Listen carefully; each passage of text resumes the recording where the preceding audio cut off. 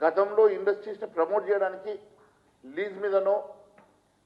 లేక అతి తక్కువ ధరలోనో ఇచ్చినప్పుడు ఈరోజు పొల్యూషన్ ఉంటే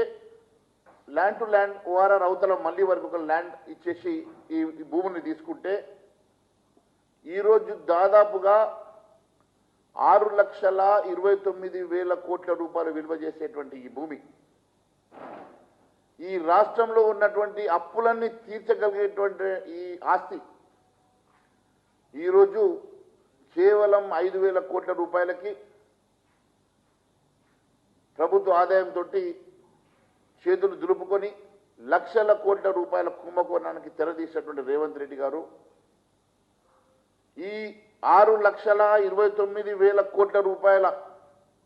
విలువైనటువంటి భూమితోటి ఈరోజు ఈ రాష్ట్రంలో ఉన్న అప్పులు తీర్చగలిగినప్పుడు